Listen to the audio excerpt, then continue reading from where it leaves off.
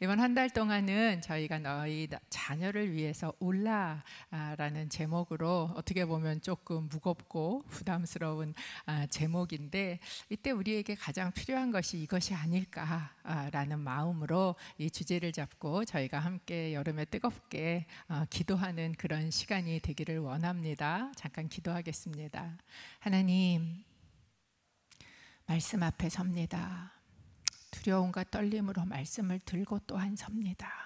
성령 하나님, 전하는 자의 입술과 듣는 자의 마음을 성령 하나님께서 주관하여 주셔서 오직 성령께서 전하실 말씀이 이 시간 선포되어지고 인간의 생각이나 말이 아니라 하나님의 뜻이 분별되어지는 시간 되게 하여 주옵소서. 예수님의 이름으로 기도합니다. 아멘. 아침에 어느 분이 날이 너무 더우니까 아침에 수요일이 됐는데 빨리 교회 가야지 이런 생각이 들으셨다고, 교회 시원하다고. 여러분, 교회 많이 오십시오. 시원해서도 오시고 예수님이 좋아서도 오시고 그냥 교회가 좋아서도 오시고 그렇게 자꾸자꾸 교회에 오는 그런 우리가 됐으면 좋겠습니다.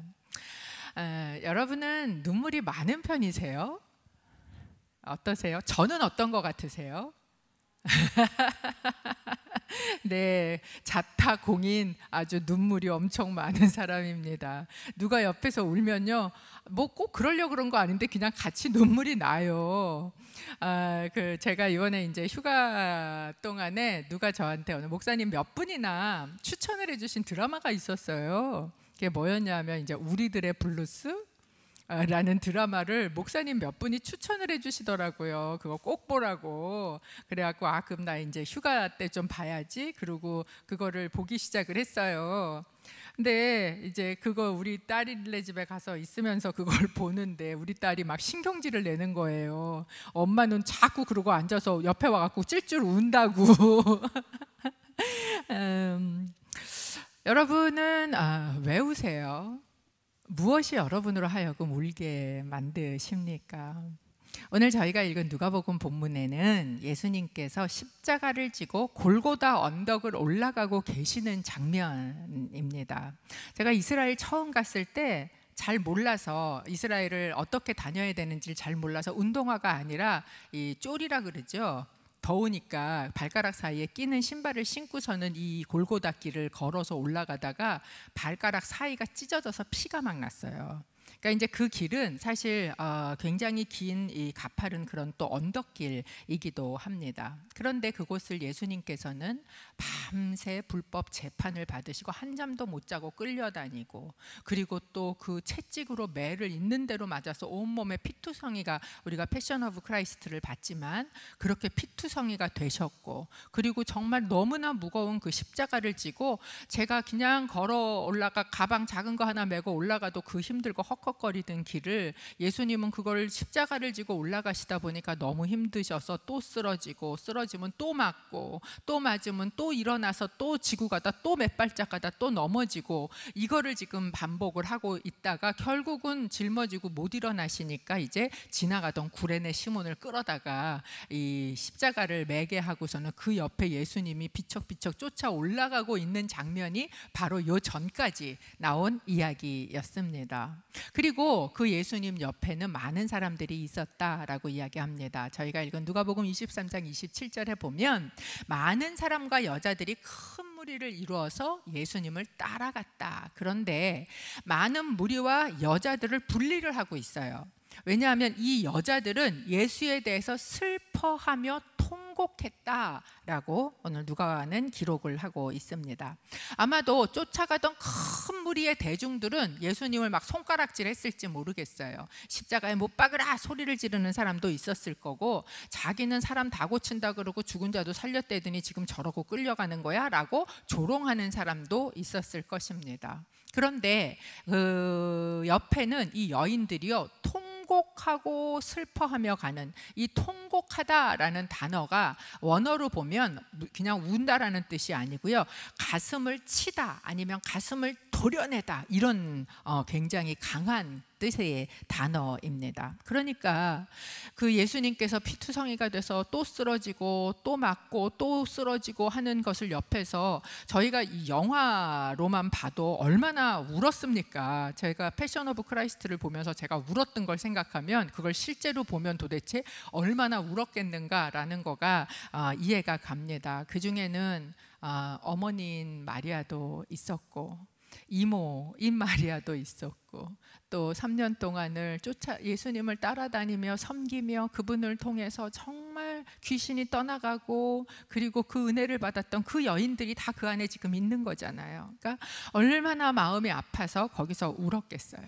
그렇게 우는 그 여인들을 향해서 예수님께서 정말 내가 한 발짝 걷기도 이게 버거운 그런 상황에 뒤를 돌아보시면서 이야기하신 게 바로 이 말씀이었어요. 28절에 예루살렘의 딸들아 나로 인해 울지 말고 너희 자신과 너희 자녀들을 위해서 울어라. 예수님의 말씀은 네가 나를 위해서 지금 울고 있냐? 그런데 네가 울어야 될 그 이유는, 그 대상은 내가 아니라는 거예요. 오히려 네가 울어야 될 그 이유와 대상은 너 자신과 너희 자녀를 위해서 울어야 한다라고 말씀하시는 겁니다. 잘 이해가 안 가는 말씀이기도 합니다.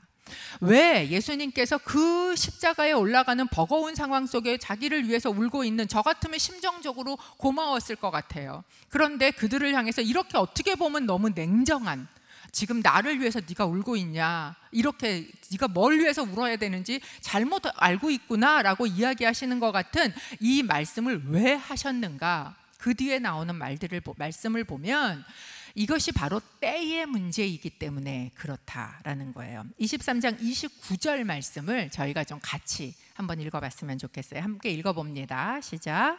보라, 너희가 임신하지 못하는 여인과 한 번도 아기를 갖지 못한 태와 한 번도 젖을 먹이지 못한 가슴은 복이 있다라고 말할 때가 곧 올 것이다. 어떤 때가 오는데 그때는 어떤 때인가? 그때는 자식을 낳지 않은 사람이 오히려 복이 있다라고 말하는 그런 때가 온다는 거예요. 여러분, 성경에서 자녀는 하나님의 축복의 가장 큰 상징입니다. 그래서 가장 슬프고 비참한 여인은 누구로 등장하는가? 자녀를 낳지 못하는 여인들이 가장 소망이 없고 불쌍하고 비참한 여인들로 계속 성경에 등장을 하는 것이에요. 그런데 그때에는 얼마나 고통이 큰지 오히려 하나님의 축복이라고 여겼던 자녀가 오히려 너희에게 더 그 고통을 가중시키는 그런 때가 올 것이다 라고 이야기를 하는 거예요. 그러니까 이렇게 고통스러운 이때에 사람들이 뭐라고 얘기하는가? 30절에는 산에다 대고 우리 위에 무너져 내려라, 언덕에다 대고 제발 언덕이 그 나를 덮어버려라 라고 이야기를 할 것이다 라는 것입니다. 무슨 소리예요? 차라리 산에 묻혀버리는 게 낫겠다 라고 이야기하는 그런 때가 온다는 거죠. 이 말씀은 예수님께서 그냥 하신 말씀이 아니고요, 구약 성경을 인용한 말씀입니다. 여러분이 가지고 계신 성경책 옆에 보면 어디 말씀을 인용했나 하고 옆에 조그맣게 그 성경 구절이 써 있어요. 어디라고 써 있어요? 호세아서 10장 8절이라고 이렇게 써 있는 성경을 보실 겁니다. 구약 성경에서 호세아라는 선지자는 북이스라엘을 향해서 예언을 했던 사람입니다. 근데 그가 예언한 이 내용은 뭐였냐면, 북이스라엘이 하나님 앞에 죄를 짓고 하나님의 심판이 임할 때가 올 것이다 라고 예언을 했어요. 그때에는 사마리아 성이 이렇게 화려해 보이냐? 그 성이 다 무너질 것이고, 그리고 그때에는 이렇게 고통 가운데 이야기하는 일들이, 산들이 나를 덮어버렸으면 좋겠다라고 이야기할 정도로 고통이 심한 때가 올 것이야 라고 예언을 했단 말이죠. 여기에서 예수님께서 예루살렘의 딸들아 라고 이야기를 하신 이유는 뭐냐면, 마치 호세아 선지자가 사마리아의 무너짐을 놓고 이렇게 이야기를 했던 것처럼 얼마 되지 않아서 예루살렘도 그렇게 고통스러움을 겪고 무너질 것이다 라는 것을 지금 예수님께서 이야기하고 계시기 때문에 이 이야기를 하고 계시는 거예요. 실제로 유대 땅이 로마의 식민지로 있다가 반란을 합니다. 반역을 해요. 그리고 그 반란을 진압하기 위해서 로마의 티토스라는 장군이 와서 AD 70년에 예루살렘 성을 포위합니다. 그리고 그 예루살렘 성을 막 불태우고요. 그리고 폐허를 시켰어요. 그때 너무 막 안에서 고통스럽고 힘이 드니까 안에서 밖으로 도망이 나오죠. 포위를 하고 밖에 있다가 도망을 나오는데, 그 유대인들이 도망을 나올 때 이 집에 있던 금부치를 들고 나오면 걸릴 것 같으니까 이걸 삼켰어요. 왜 그러는 거 있죠? 그렇게 삼켜서 나중에 어디가 가서 그걸 이제 나중에 나오게 되면 쓰려고 그걸 삼켰는데, 이 이야기가 알려져서요, 로마 사람들이 나오는 유대인을 잡으면 족족 배를 갈랐어요. 금을 꺼내기 위해서. 그리고 어떻게 했느냐, 들어와서 성전에 다 불을 질렀습니다. 근데 성전에 불을 지르면서 성전에 이제 기둥이랑 이런 데 입혔던 그런 금들이 녹아서 그 사이사이에 스며들어간 그 금을 꺼내기 위해서 어떻게 했느냐, 돌 위에 돌 하나가 놓이지 않게 돌과 사이사이에 있는 것들을 다 채취해서 그걸 녹여서 다시 금을 얻으려고 돌 위에 돌 하나가 놓이지 않게 완전히 회파시키는 일들이 일어났다라는 것이 얼마나 고통이 심했는지. 그랬는데 여러분, 그러니까 하나님의 그 계시는 때로 묵시라고 이야기를 하는데, 제가 전에도 한번 말씀드렸어요. 가까이 요거에 대한 것도 계시를 주시지만 이게 지금 요거를 넘어서서 더 멀리 있는 거에 대한 계시도 이중적으로 들어있는 계시가 있거든요. 오늘 이 말씀이 그렇습니다. 이 말씀은 가까이는 마치 사마리아 성이 무너졌던 것처럼 예루살렘 성이 무너질 때의 고통스러운, 왜? 이 사람들에 대한 하나님의 그 심판으로 예루살렘이 무너질 거에 대한 것도 얘기했지만, 조금 더 멀리는 마지막 때, 종말의 때, 하나님의 심판의 때 인간이 가지고 있는 이 성이라는 것이 무너져 내려야 되는 그때를 이야기를 하고 계시다라는 것이에요. 그래서 똑같은 이야기, 그러니까 비슷한 그 때에 대한 설명이 앞에 이미 누가복음 21장에 설명을 하셨어요. 이게 이 뒤에 23장에만 얘기하신 게 아니고요, 앞에 21장에 이미 마지막 때에 있어야 될 이야기들을 다 설명을 해 놓으신 상태였다라는 거예요. 21장 22절 23절 한번 보겠습니다. 함께 읽어보겠습니다. 시작. 이때가 바로 기록된 모든 말씀이 이루어지는 징벌의 날이다. 그날에 임신한 여인들과 젖먹이는 여인들에게 재앙이 있을 것이다. 크나큰 재앙이 이 땅을 덮칠 것이며 이 백성들에게 진노가 있을 것이다. 그날에는 임신한 여인들이나 젖먹이를 둔 여인들에게 화가 있다. 지금 뒤에서 예수님이 얘기하며 올라가시면서 하신 이 얘기는 이미 그 앞에 이 사람들한테 하셨던 말씀이다라는 거예요. 그 때가 있다는 거예요. 그 날이 올 것이라는 거예요. 그것도 멀지 않고 곧 올 것이다 라고 예수님께서 이야기를 하고 계셨어요. 그때가 언제입니까? 그때가 언제다 라고 얘기하면 저는 뭐가 돼요? 이단이 됩니다. 그때가 언제인지 정확한 날짜는 말씀하시지 않으셨어요. 그런데 예수님께서는 그때가 되면, 그날이 가까이 다가오면 일어날 징조에 대해서는요, 수도 없이 이야기하셨어요. 뭐를 위해서? 우리가 분별하게 하기 위해서. 그때가 다가오고 있구나, 그때로구나 라는 것을 우리가 알고 분별할 수 있도록 그 징조는 너무나 많이 가르쳐 주셨다라는 것입니다. 누가복음 21장 10절 11절에 보면 징조에 대해서 이렇게 말씀을 하셨습니다. 함께 읽겠습니다. 시작. 예수께서 그들에게 계속 말씀하셨습니다. 민족과 민족이, 나라와 나라가 서로 맞서 싸울 것이다. 11절. 곳곳에서 큰 지진과 기근과 전염병이 생길 것이며 하늘에서 무서운 재앙과 큰 징조가 나타날 것이다. 그때는 언제인지 정확한 날짜는 모르지만 그때가 언제인지 우리가 알 수 있도록 일어나는 현상들이 있는데, 그 중에 첫 번째, 그때는 전쟁의 때다라는 것이에요. 나라가 나라를 칠 것이고, 한 나라 안에 있을지라도 서로 다른 민족이 같이 섞여 살면 민족끼리 또 피를 내고 싸우는 그런 분쟁과 전쟁이 일어나게 될 것이다 라는 것이에요. 여러분, 지금 전쟁 중에 있는 나라가 몇 나라나 되는지 아십니까? 우리는 막 우크라이나 막 이렇게 지금 하나가 들어오면 그 전에 있던 거 다 잊어버리잖아요. 그렇게만 생각하는데요. 지도 한번 보여주시겠어요? 분쟁 지도예요. 지금 2022년 4월 현재 분쟁 중에 있는 지역이 저렇게 많습니다. 나라로는요 26개 나라예요. 지금 이 시간에도 26개의 나라가 분쟁, 총과 칼을 들고 사람들이 죽어나가는 전쟁 가운데 있는 그 모습이 바로 지금 이 시대다라는 거예요. 두 번째, 이때에 대해서 뭐라고 이야기하십니까? 자연재해, 즉 곳곳에서 큰 지진과 기근이 생길 것이다 라고 이야기를 해요. 여러분, 이 자연재해가 일어날 것이다 라는 이야기예요. 여러분, 요새 참 보면 정말 이 자연재해가 얼마나 심한지 전 세계 뉴스를 보면 여기는 뜨거워서 죽고 저기는 비가 많이 와서 죽고, 그렇게 좋은 나라에서 뜨거워서 막 그 전기가 안 돼가지고 거기에서 사람들이 죽어나가고, 이런 이야기들, 가난한 나라 얘기가 아닙니다. 그런 보통 선진국이라고 얘기하는 나라들도 이거에 몸살을 앓고 있는 것을 저희가 보지 않습니까? 사실 자연과학자들은요, 지구가 빅뱅 이론에 의해서 어느 날 뜨겁게 폭발을 하면서 팍 터져서 생겼다고 이야기를 했어요. 그러면 시간이 지나가면서 몇 억 년이 지나가면서 이 지구는 점점 식습니다. 점점 식어가면 지구 표면은 어떻게 되어야 되는가? 냉각이 되면서 점점 두터워져야지 맞아요. 그런데 지금 계속해서 지진이 우리나라에도 약하긴 하지만 지금 계속해서 이 환태평양 지진 때에서 저희가 자유하지 않거든요. 계속해서 지진이 자꾸 보고되고 있지 않습니까? 지진이 이렇게 전 세계적으로 많이 일어나는 걸 설명하지 못해요. 굉장히 어려워합니다. 왜냐하면 지구가 이렇게 생겼다고 얘기한 것과 지금의 이게 대치되는 상황이기 때문에 그렇다라는 거예요. 또 뭐라고 얘기하셨어요? 세 번째, 기근과 전염병이 생길 것이다 라고 이야기를 합니다. 여러분, 과학이 얼마나 많이 발전했어요? 그런데도 점점 기근으로 죽어가는 나라들은 더 많아지고 있습니다. 분명히 앞으로는 식량이 무기가 될 것입니다.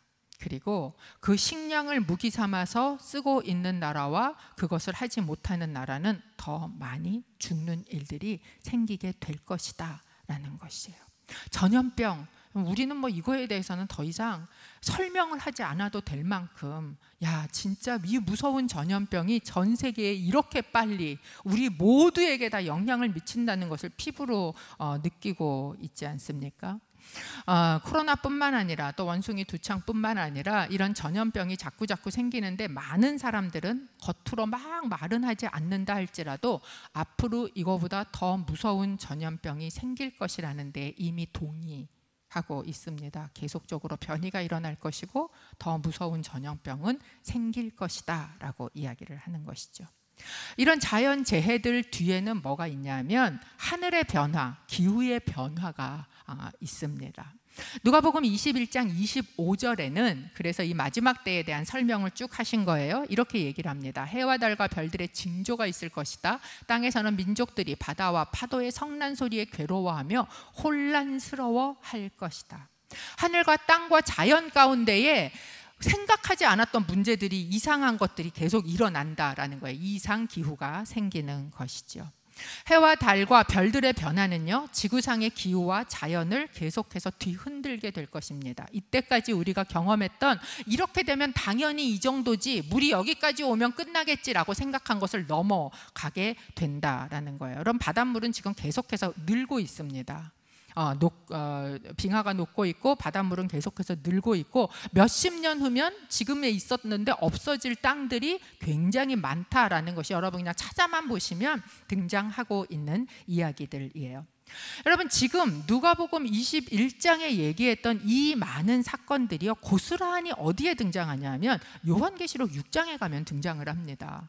요한계시록 6장에 가면 마지막 때에 이제 인을 떼는 이야기가 등장하지요. 인을 하나씩 둘씩 이렇게 다 떼요. 근데 그걸 뗄 때마다 어떤 일들이 일어나는가? 전쟁, 평화가 사라지고 말이 나와서 전쟁을 하는 이야기가 나오고, 기근이 너무 심해갖고 막 한 달치 월급 가지고 밀가루 요만큼밖에 못 사는 그런 얘기가 등장하고 있고, 또한 그거 사망의 이름, 사망이 뭐예요? 전염병과 이런 걸로 너무나 많은 사람들이 죽어나가는 그런 것들을 보게 될 것이다. 지난 주일날 이제 뉴욕에서 사역하시는 목사님 사모님이 한국에 들어오셨다가 보러 오셨어요. 그래서 끝나고 이제 카페에서 둘이 커피를 마시면서 요새 뉴욕 온누리는 어때요? 이제 이런 이야기를 한참 주고 받았는데, 초창기 뉴욕에 코로나가 굉장히 심했잖아요.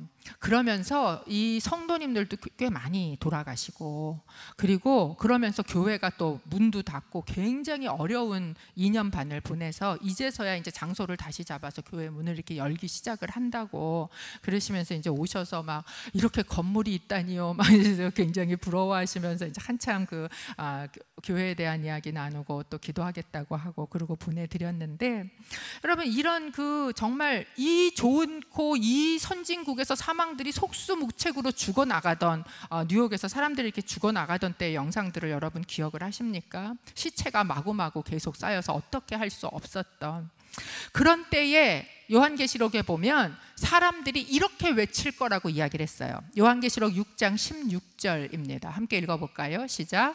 산들과 바다들을 향해 외쳤습니다. 우리 위에 무너져 내려라. 그래서 보좌에 앉으신 이의 얼굴과 어린 양의 진노로부터 우리를 숨겨다오.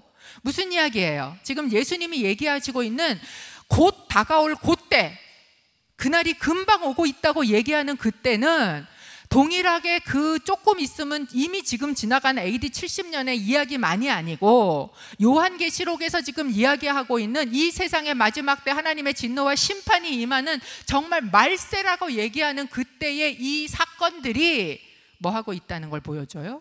지금 이루어지고 있구나라는 것을 저희에게 보여주고 있는 것이죠. 이런 자연의 징조들의 변화가 있고요. 또 어떤 것이 있냐면 이때가 돼서 나타나는 특징이 영적인 미혹함이 생긴다라는 거예요. 마태복음에 보면 예수님께서 마태복음 24장 5절에서 이렇게 이야기를 하셨어요. 많은 사람들이 내 이름으로 와서 마지막 때입니다. 내가 그리스도다 하고 주장하면서 많은 사람들을 현혹할 것이다. 이 마지막 때에 나타나는 특징은 영적 미혹이 극심하게 일어날 것이다 라는 이야기를 하고 있는 것이죠. 가짜 그리스도와 가짜 예언자들이 판을 칠 것이다. 코로나를 통해서 드러난 신천지라는 그런 이단뿐만 아니라 거기도 막 내가 하나님이고 막 내가 재림이고 막 이렇게 이야기하지 않습니까? 하나님 어머니랬다가 아버지랬다가 이러면서 지금 하고 있지 않습니까? 지금 그 아베 전 일본 총리를 총격했던 그 청년의 문제도 사실은 통일교란 재림 예수라고 얘기했던 그런 문선명, 이제 지금은 죽었지만 그런 이단들, 그 몇몇 이단만을 얘기하고 있는 게 아닙니다. 여러분 전 세계에서 가장 재림 예수가 많은 나라가 어딘 줄 아세요? 한국이에요. 한국에 재림 예수가 제일 많아요. 한국에요, 자기가 하나님이라고 얘기하는 사람이 20명이 있고요, 자기가 재림한 예수라고 말하는 사람이 무려 50명이 있습니다. 이렇게 이 영적인 미혹함과 혼탁함이 마구 일어나고 가짜가 판을 치게 될 것이다 라고 이야기를 하셨어요. 근데 여러분 우리가 생각할 때 이렇게 기독교에 가짜가 많아 라고 하게 되는데 이거 뭐가 문제 있는 거 아니야? 근데 여러분 가짜가 생긴다는 건요, 진짜가 그만큼 귀하다는 거예요. 여러분 제가 사용하고 있는 장바구니, 가짜 장바구니 만드는 거 보셨어요? 비싸고 좋은 핸드백일수록 가짜가 생기는 거예요. 제가 찍찍 그린 가짜가 나옵니까? 막 모네나 고흐나 이런 사람이 그린 그림이어야 가짜판이 나오는 거잖아요. 이 이야기는 반증을 해주고 있는 거예요. 우리한테 뭘 반증해 주느냐? 예수 그리스도와 예수 그리스도를 통한 구원이 그만큼 진짜고 그만큼 귀중한 것이로구나, 그래서 가짜를 이렇게 만들어내고 있는 것이구나 라는 것을 우리에게 보여주고 있는 거예요. 그렇기 때문에 그 가짜에 미혹되지 않기 위해서 우리는 무엇을 해야 되느냐? 진짜를 더 잘 알아야 돼요. 진짜가 정말 내 것이 다 되도록 내가 알고 있어야 가짜가 왔을 때 거기에 미혹되지 않는다라는 겁니다. 예수님께서 여러 마지막 때의 이야기를 지금 하셨어요. 그런데 이 마지막 때에 이런 자연재해와 또 전쟁과 또 전염병과 막 이런 것들이 쭉 있고, 그리고 또 영적인 미혹함이 생기고 적그리스도가 생기고, 그리고 그 때에 또 생기는 일이 무엇이냐? 바로 이게 가장 큰 특징인데요. 마태복음 24장 12절은 이때를 이렇게 이야기합니다. 함께 읽어봅니다. 불법이 더욱 많아져 많은 사람들의 사랑이 식어갈 것이다. 마지막 때의 가장 큰 특징은 뭐냐? 불법이 성행하게 될 것이다 라는 거예요. 그런데 이렇게 불법이 성행하게 되는 데에 나타나는 그 원인 중에 가장 큰 것이 무엇이냐? 사랑이 식어지기 때문이다 라는 이야기를 하고 있습니다. 여러분, 요사이 뉴스를 보시면 어떠세요? 정말 사회가 사랑이 참 충만해, 이런 게 느껴지십니까? 사실 아까 저 앞에서도 이제 무슨 얘기를 하면서 참 그 어머니의 사랑 얘기를 잠깐 했는데요. 그 어머니의 사랑이 지금 얼마나 많이 왜곡되지면서 자녀를 학대하고 죽이는 어머니들이 나오는 것이, 옛날 같으면 그 자녀를 위해서 내 목숨을 내놓는 어머니가 뉴스에 나오지, 그렇게 하는 일들이 지금은 너무나 다반사로 보이고 있는 때가 되었다라는 것입니다. 사람들의 악은 점점 더 커지고 사람들의 불법은 점점 더 뻔뻔해지고 그에 대한 우리는 점점 더 무감각해지고 있는 그런 시대를 저희가 살아가고 있어요. 이번에 이제 미국에 갔다가 제가 알던 친한 권사님하고 함께 이렇게 식사를 하는 자리가 있었어요. 사람들을 거의 안 만났는데 이제 그 권사님이 워낙 저하고 친밀해서 같이 식사를 하는데 이런 얘기를 하시는 거예요. 이제 어머님이, 본인의 어머니께서 자신한테 그런 이야기를 하셨대요. 세상이 점점 좋아지고 있는 것 같은데 근데 그 세상을 사는 사람들은 점점 나빠지고 있어. 이렇게 이야기를 하셨다는 거예요. 그러면서 너 미국에 있어도 한국 위해서 기도 좀 해라. 이렇게 이야기를 하셔서 지금 본인이 시간을 정해놓고 한국을 위해서 미국 땅에서 기도를 시작하셨노라고 이렇게 이야기를 하시는 거예요. 근데 제가 그 이야기를 듣는데 참 나이가 많으신 이제 그런 어르신인데도 막 사회 나가서 뭐 많이 이런 거 하시는 분이 아닌데도 얼마나 정확하게 이 시대를 통찰을 하고 계시는지, 맞다. 세상은 점점 좋아지는 것 같지만 그 세상을 살아가고 있는 사람은 점점 나빠지는 때가 바로 이런 때구나 라는 생각이 들게 되는 것이죠. 그래서 우리는 뭐라고 이야기합니까? 말세 지말이다, 뭐 이런 이야기를 하지 않습니까? 말세는, 종말은 예수님께서 이 땅에 오시면서 시작이 됐어요. 그런데 그것이 이제 정말 그 말세 중에서도 가장 끝에 와 있다라는 이야기를 믿는 사람이든 믿지 않는 사람이든 사실 이런 이야기들을 하고 있습니다. 이때를 사도 바울은 이렇게 표현을 하고 있습니다. 디모데후서 3장 1절에서부터 4절까지 사도 바울이 이 마지막 때, 이때에 나타나는 그 모습을 이렇게 설명했습니다. 함께 읽어봅니다.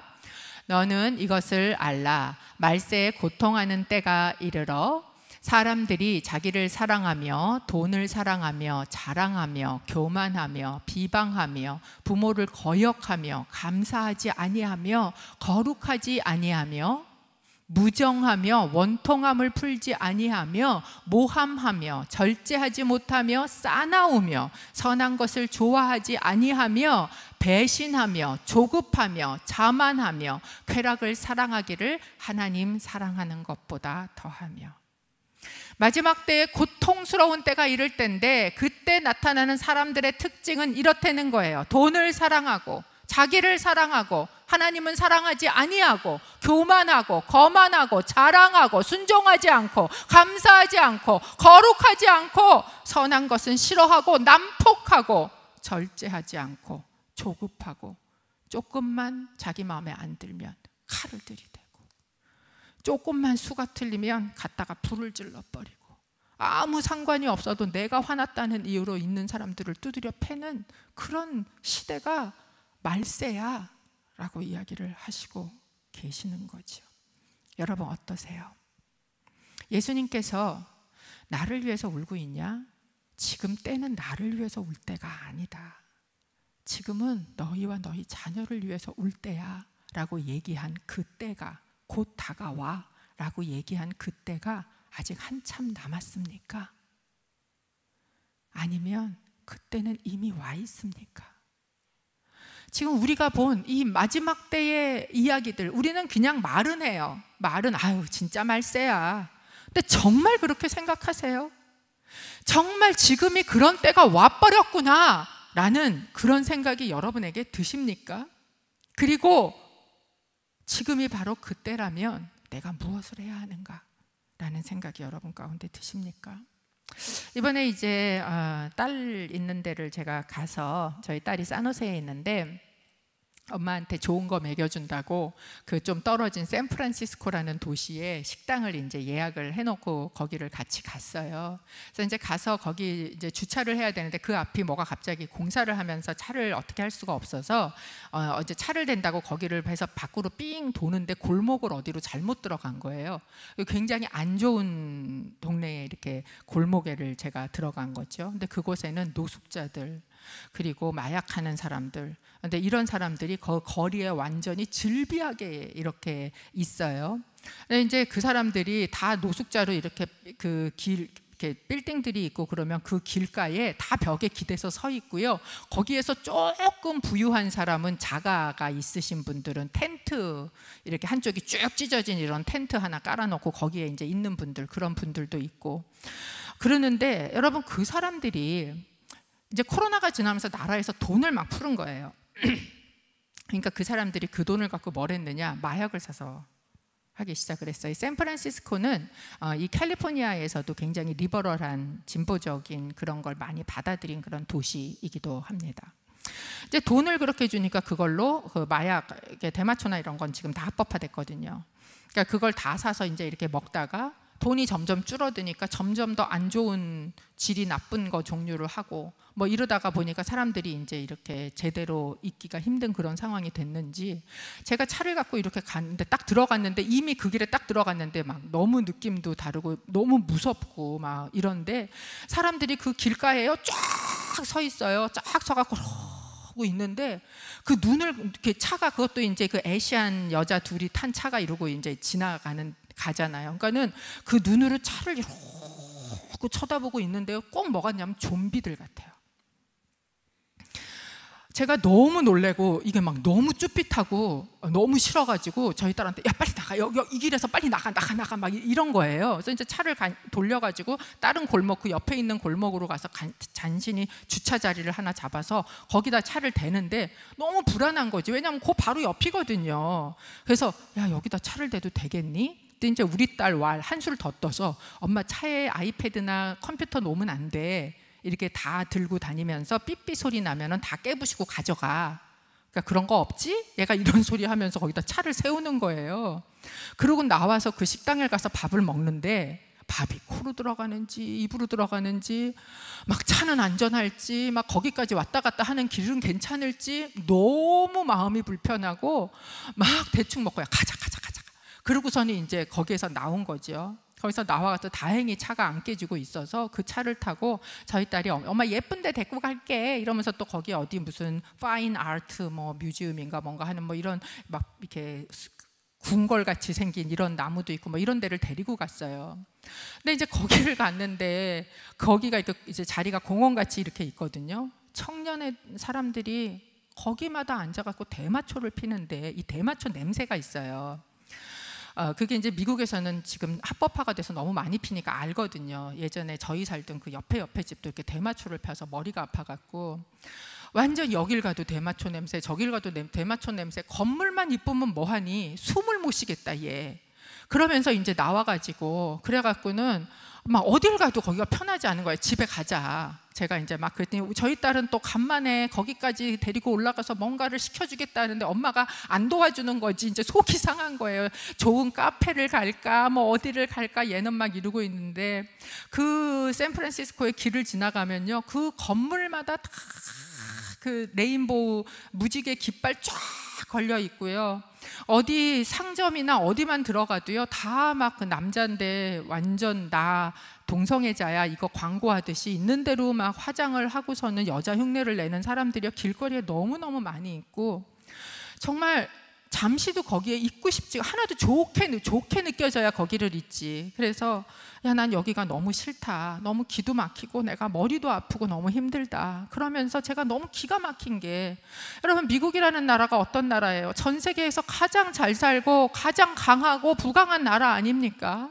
그런 나라에서 가장 거지같이 가장 그렇게 비참한 모습으로 살아가고 있는 도대체 이 아이러니는 무엇인가, 이런 생각이 제 안에 들어가는 것이에요. 그러면서 이제 거기에서 나와서 차를 가지고 가자 그러면서 이제 차를 갖고 이렇게 나오다가 한 집에 포스터를 이렇게 밖에 붙여놓은 걸 제가 봤어요. 근데 그걸 딱 보는 순간에 왜 이 사람들이 이렇게 되었는지가 저 안에 이게 이해가 되더라고요. 근데 제가 이제 차로 지나갔기 때문에 그 사진을 찍지를 못해서 혹시 그런 문구로 그거를 어디에 올라온 게 있을까 싶어서 인터넷으로 서치를 해봤더니 그게 장식용품으로 액자로 뭐 이렇게 포스터로 해서 판매를 많이 하는 거예요. 그런 걸 사다가 붙여놓은 거였더라고요. 그래서 인터넷에서 제가 거기에 딱 붙어있던 그 문구예요. 그 문구가 있길래 제가 찾아왔습니다. 한번 보여주세요. 이런 글이 커다랗게 이렇게 현수막처럼 돼서 자기 집이에요. 일반 집입니다. 집에다 붙여놨어요. We welcome 한다는 거예요. All color, all age, all culture, all gender, all belief, all religion, all creature. 어떤 모습이든지, 네가 뭐를 믿든, 네가 어떤 모습이든, 네가 어떤 식으로 살고 있든 우리는 다 웰컴해 라고 얘기를 하고 있는 거예요. 여러분, 그 사람들의 가장 큰 잘못이 무엇입니까? 인간이 원하는 모든 걸 다 웰컴했어요. 이게 하나님의 기준에 맞는지 안 맞는지, 이게 하나님의 진리에 맞는 것인지 아닌지, 아니면 하나님께서 인간을 만드실 때 그 인간에게 합당한 것인지 아닌지를 분별하지도 구별하지도 그 하나님의 말씀 앞에 나를 비춰보지도 않았어요. 모든 걸 다 네가 원해? 웰컴. 이게 지금 그 상황을 만들어낸 이유구나. 너무 아이러니한 것은 그 사람들이 마치 자기는 너무 넓은 마음으로 모든 걸 다 웰컴하는 것처럼 말하면서 동성애는 죄입니다, 마약은 하면 안 됩니다 라고 말하는 거는 뭐예요? 웰컴하지 않아요. 그건 절대 용납하지 않는다라는 거예요. 이것을 제가 이렇게 보고 그리고 집에 와서 생각을 해봤습니다. 과연 이게 미국만의 문제일까? 인권이라는 이름으로 너네 모든 걸 용납해야지, 웰컴해야지, 어떤 인간이든 어떤 믿음이든 어떤 컬러든 어떤 컬처든 all creature, 어떤 피조물이든 다 자기의 자기결정권이 있는데 그거를 인정해야지 라고 이야기하는 이 거대한 요구와 이 흐름 앞에서 만약에 저희가 그걸 그냥 받아들이고 산다면, 여러분, 한국은요 이런 모습이 될 수 있습니다. 이게 미국에서 자기네가 그리고 있는 가정이라고 얘기하고 올려놓는 사진이에요. 보이세요? 결코 이게 저 멀리 바다 건너 미국만의 일이라고 우리는 얘기할 수 없다라는 거예요. 왜 그렇습니까? 왜 모든 것을 다 웰컴하면 안 됩니까? 인간이 점점 나빠지고 있기 때문에 그래요. 점점 불법은 성행하고 있고, 점점 인간은 나빠지고 있고, 점점 사랑은 식어가고 있는 것이 이때의 문제다라는 것이죠. 만약에 인간이 하고 싶은 대로 내버려 두면, 그러면 여러분 이렇게 되는 것입니다. 그렇다면 때가 이런 때라는 걸 우리가 인식을 한다면, 지금 예수님이 얘기하시니까 그 바쁜 때에 지금 예수님은 십자가를 지러 정말 모든 혼신의 힘을 다해서 올라가셔야 하는 그 마지막 사명을 감당하셔야 되는 그 와중에서도 뒤를 돌아서서 자기를 위해서 울고 있는 여인들에게 어쩌면 정말 피를 토하는 심정으로 마지막 조언을 해주시는 거예요. 지금 때가 언제인 줄 아냐? 지금 때가 그냥 네가 연민이나 아니면 슬픈 감정이나 이런 것으로 울 때가 아니야 라고 이야기를 하고 계신다라는 거예요. 여러분, 우리는 예수님의 말씀에 따라 먼저 우리 자신을 위해서 울어야 됩니다. 먼저 우리 자신에 대해서 울어야 돼요. 여러분은 뭐 때문에 슬프십니까? 무엇 때문에 눈물을 흘리고 계십니까? 우리의 눈물은 힘들겠다 예수님, 이런 감상에 젖은 눈물이어서는 안 되고, 지금 이때에 우리가 해야 되는 건 철저한 자신에 대한 회개의 눈물을 흘려야 한다라는 이야기를 예수님이 하고 계시다라는 거예요. 여러분, 우리 자녀들은요, 부모의 뒷모습을 보고 배운다라고 이야기를 합니다. 우리 자녀들이 부모님이 말하고 다른 삶의 모습을 보일 때, 다른 행동을 할 때요, 자녀들 안에 분노가 쌓인대요. 그리고 그 분노가 차곡차곡 쌓여 있다가 이제 내가 무엇인가를 결정할 때가 되었을 때에는 거짓 같았던 부모의 신앙을 떠나는 일들이 일어난다라는 것이죠. 여러분, 우리는 우리에게 주어진 시간 동안 이 거대한 폭풍 같은 세상 속에서 우리 자녀들이 붙들고 갈 말씀을 심는 것에 실패했다라는 것을 보여줍니다. 여러분 어떠세요? 주일날 와서 가족이 다 같이 예배 잘 드리고 돌아가는 차 속에서 앞에서 아빠랑 엄마가 계속해서 교회에 대한 뒷담화하고 누구 집사님 어떤 얘기하고 막 이런 얘기 앞에서 하면 뒤에 애들이 안 듣는 것 같습니까? 아주 모아놓고 거기에서 뭐 하는 거예요? 집중 교육시키는 거예요. 뭐라고 교육시키는 겁니까? 교회 나빠, 공동체 믿지 마, 사랑이 있다라고 말을 하지만 사실은 사랑이 없는 그 모습으로 고스란히 자녀들 안에다가 그 부정적인 것들을 다 심어 놓은 거예요. 그리고 때가 되면 그 아이들은 교육받은 거에 따라서 그렇게 사랑도 없고 그렇게 믿을만하지도 못한 교회를 내가 왜 나가야 하냐는 거죠. 그 애들이 다 떠나게 되어 버린 것입니다. 그건요, 우리가 우리 입으로 가르친 거예요. 그것에 대해 주님께서 우리에게 말씀하시는 거예요. 너희 자신을 위해서 울어야 한다. 이런 말씀을 하셨죠. 너희는 이 세대를 본받지 말고 마음을 새롭게 하여 하나님의 선하시고 기뻐하시고 온전하신 뜻이 무엇인지 분별해라 라고 명령하신 것이에요.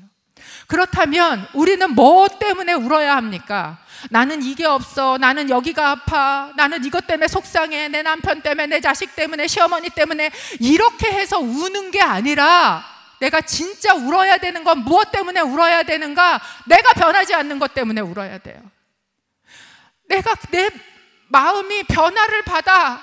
이 세대를 본받지 말고 변화를 받아.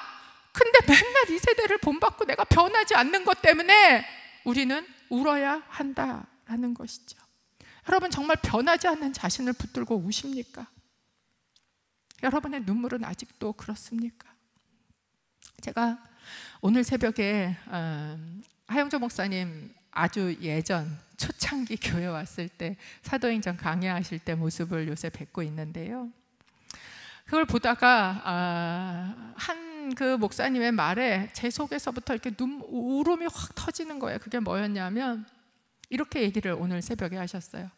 나는 온 생각이 이 성령의 사람들, 이 교회를 가지고 어떻게 전 세계를 나갈까, 어떻게 복음을 들고 전 세계를 갈까, 온통 그 생각밖에 없다고 이렇게 얘기를 하시는데 그게 저를 아프게 너무 쿡 찌르는 거예요. 사실은 제가 우는 이유가 그거거든요.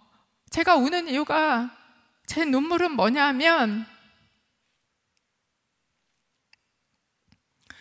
어떻게 하면 나는 100% 내 마음이 100% 예수님일 수는 없을까?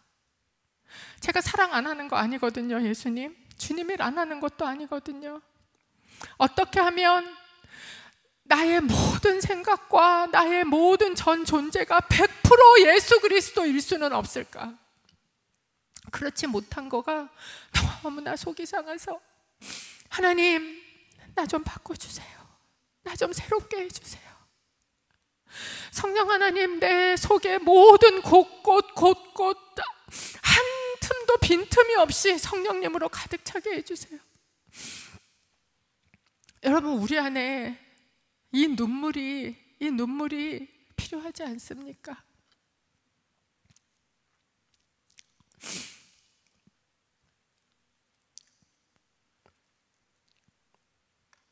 어떤 남편이 자기 아내가 50% 자기한테 마음을 주고 50%는 다른 남자한테 주는 거를 용납하겠어요?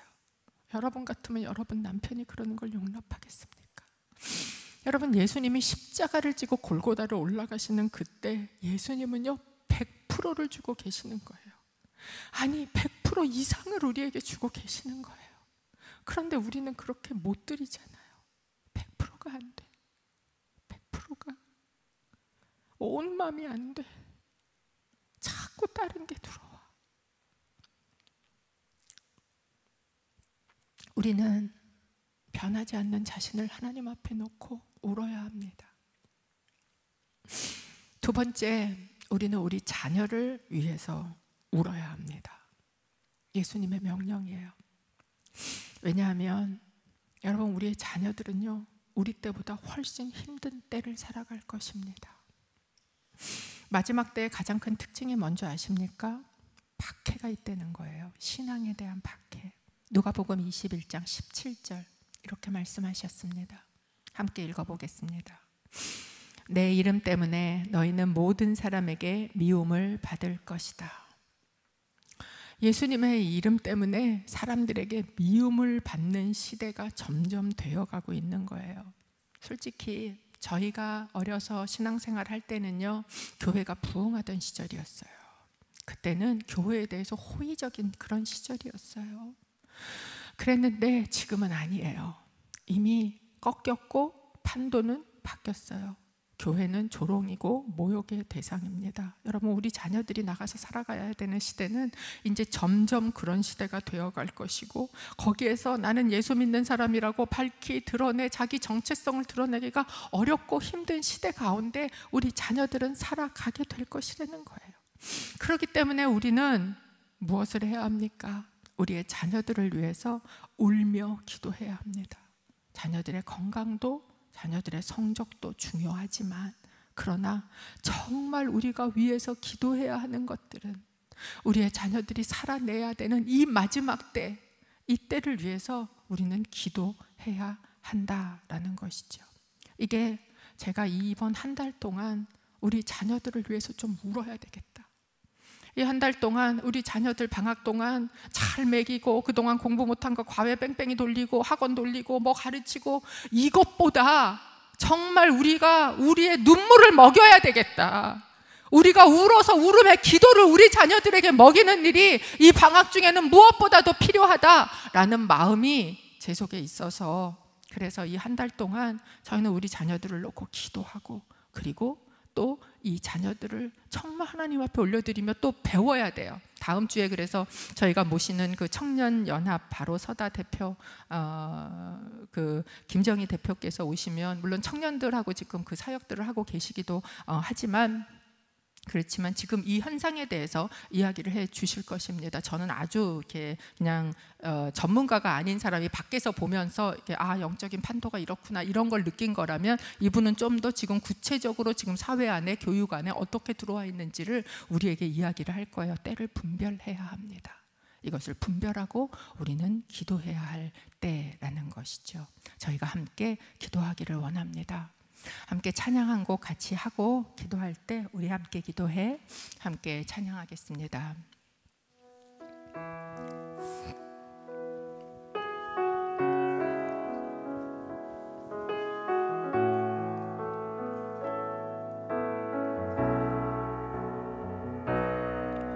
우리 함께 기도해 주 앞에 나와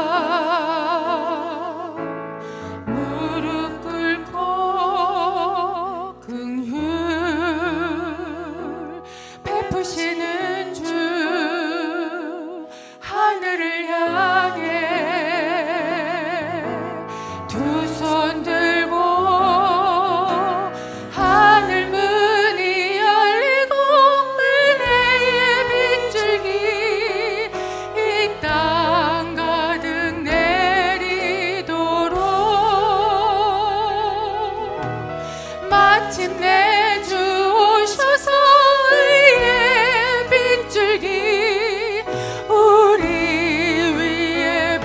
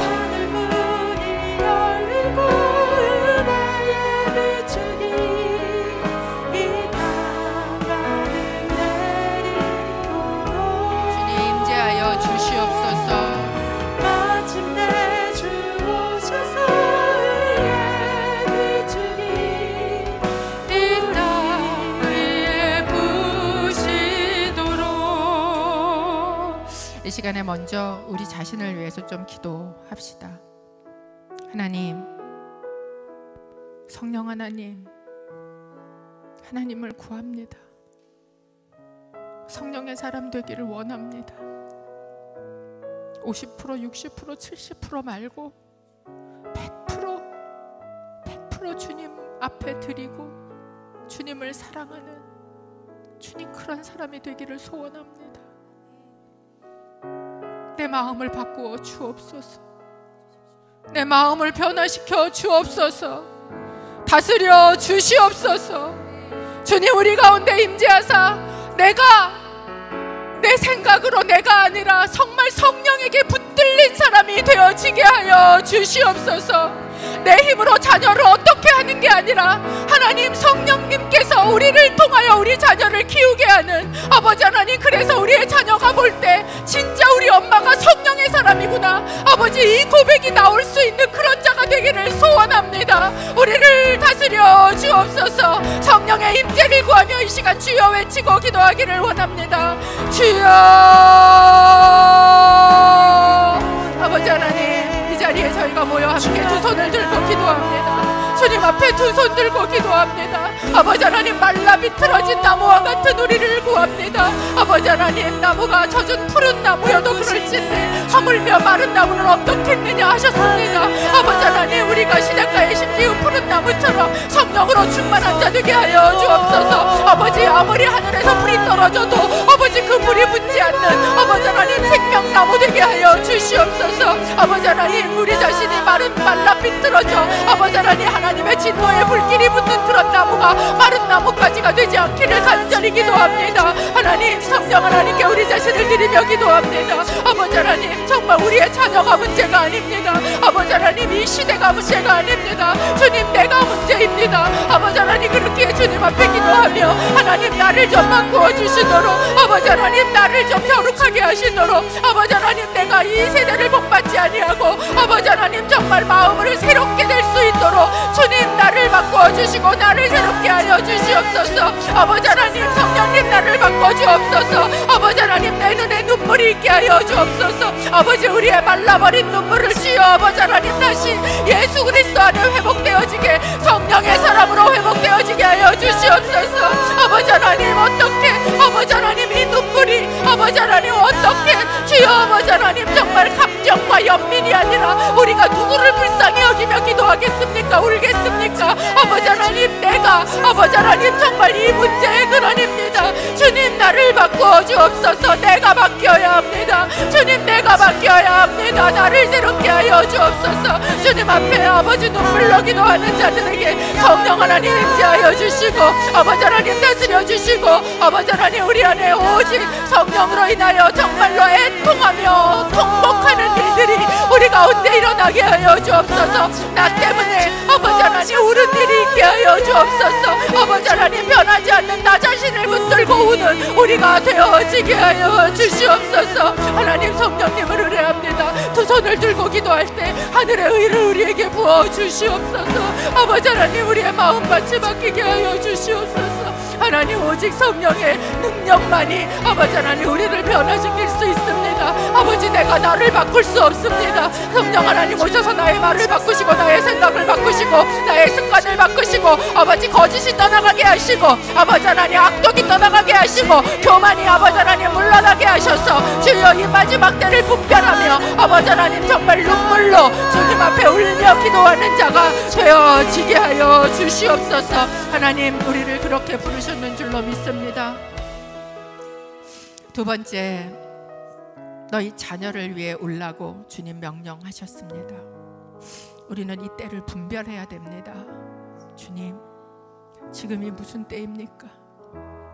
주님, 마지막 때가 되면 다 사라지고 다 그 하나님의 심판의 불 앞에 녹아 없어질 것들을 너무 중요한 것처럼 붙들고 아버지 그것 때문에 울고 있지는 않은지, 하나님, 우리의 자녀들 정말 이 마지막 때를 제가 분별하며 우리의 자녀들 위해 성령 하나님 임재하여 주시기를 기도합니다. 아버지 하나님, 성령이 너희 자녀에게 임하면 아버지 하나님 너희 자녀가 예언을 할 것이라 하셨습니다. 아버지 하나님, 우리의 자녀들 안에 하나님의 말씀이 그 가운데 심기어지게 하여 주시옵소서. 아버지 하나님, 힘들고 어려운 시대를 살아가야 하는 우리 자녀들이 하나님의 군사처럼 강하게 되게 하여 주옵소서. 아버지 하나님, 머리서부터 발끝까지 아버지 성령의 아버지 전신갑주를 입혀 주시옵소서. 구원의 투구를 씌워 주시옵소서. 의의 흉배를 입혀 주시옵소서. 성령의 검을 들게 하여 주시옵소서. 믿음의 방패를 들게 하여 주옵소서. 아버지 복음의 신을 신게 하여 주옵소서. 우리의 자녀들을 주님의 이름으로 축복하며 기도하오니 아버지 하나님, 이제 이 방학 중에 우리 자녀들 가운데 성령 체험이 있게 하시고 아버지 성령 충만함이 임하는 그런 역사가 일어나게 하여 주시옵소서. 우리의 자녀들에게 위에 손을 얹고, 이 자리에 없으면 지금 멀리 있을지라도 그들을 향하여 손을 얹고 우리가 이 시간에 주님 앞에 다시 한번 주여 외치고 기도하겠습니다. 주여. 아버지 하나님, 우리의 자녀들을 주님 앞에 올려드리며 기도합니다. 참으로 어려운 때를 살아갑니다. 아버지, 세상이 너무나 악합니다. 아버지 하나님, 세상은 점점 무정하고 아버지 하나님, 세상은 불법이 더욱 많아지고 아버지 점점 사랑이 식어가는 이 시대에 우리 자녀들은 살아갑니다. 우리 때보다 더 힘든 시대를 살아야 합니다. 아버지 하나님, 그래서 내가 정말 그들을 위하여 아버지 기도의 자로 하기를 원합니다. 눈물의 기도로 서기를 원합니다. 아버지 하나님, 우리의 자녀들을 위해서 다른 어떤 것이 아니라 눈물의 기도로 아버지 하나님, 그들을 머리부터 발끝까지 아버지 위에 아버지 하나님 거룩한 아버지 성령의 아버지 하나님 전신갑주를 입히는 자가 되어지게 하여 주시옵소서. 아버지, 우리의 기도가 그렇게 그들 가운데 쌓여져서 아버지 그들로 하여금 정말 강한 군사처럼 일어서게 하는 그런 기도가 되어지게 하여 주옵소서. 아버지, 어머니의 기도로 하나님, 우리의 자녀들은 하나님 앞에 섭니다. 주님, 우리의 기도가 다른 어떤 아버지 하나님 마지막 때가 되면 그저 사라지고 없어지고 쓰러질 것들이 아니라 정말 마지막 때 심판을 통과하여 하나님 앞에까지 나아갈 아버지 하나님, 그 믿음의 것을 놓고 우리가 기도하는 자들이 되어지게 하여 주시옵소서. 하나님, 우리의 자녀들을 위하여 내 욕심이 안 이루어져서 우는 것이 아니라 아버지, 우리의 자녀들이 하나님 앞에 하나님의 사람으로 서는 것을 위하여 아버지 하나님, 눈물 흘리며 기도하는 자가 되어지게 하여 주시옵소서. 하나님, 때를 분별하지 못하고 세상의 풍조에 이리저리 휩쓸리며 정말 중요하지도 않은 마지막 심판 그 때가 되면 정말 하나님의 진노 아래 다 녹아지고 사라지고 없어질 것들을 끊임없이 바라보고 붙잡고 아버지, 그것을 위하여 눈물 흘리고 있지 않은지요. 주님, 우리의 눈물이 바뀌게 하여 주옵소서. 성령께서 주시는 애통함으로 기도하며 눌게 하여 주옵소서. 하나님, 하나님 앞에 내가 온전히 변화되어 하나님의 기뻐하시고 온전하신 뜻을 분별하며 하나님, 그것을 위하여 기도하는 그런 하나님의 사람이 되기를 위하여 기도합니다. 나의 전심이 주님을 사랑하고 나의 전심이 하나님의 나라를 구하며 내가 전심으로 주님을 위하여 달려나가는 자가 되기를 소원하며 기도합니다. 성령 하나님, 오셔서 우리 가운데 임재하여 주옵소서. 나는 나를 바꿀 능력이 없습니다. 주님, 오셔서 나를 제발 바꾸어 주옵소서. 주님, 우리의 자녀들을 주님 앞에 올려드리며 기도합니다. 얼마나 어려운 때를 살아가야 할지 우리는 상상조차 할 수 없습니다. 이렇게 급변하는 말세 중에 말세라고 이야기하는 아버지 하나님, 인이 거의 다 띄어져 가는 것 같은 이 시대에 하나님, 우리의 자녀들을 위하여 내가 해야 할 것, 눈물의 기도를 쌓는 것인 줄로 믿습니다.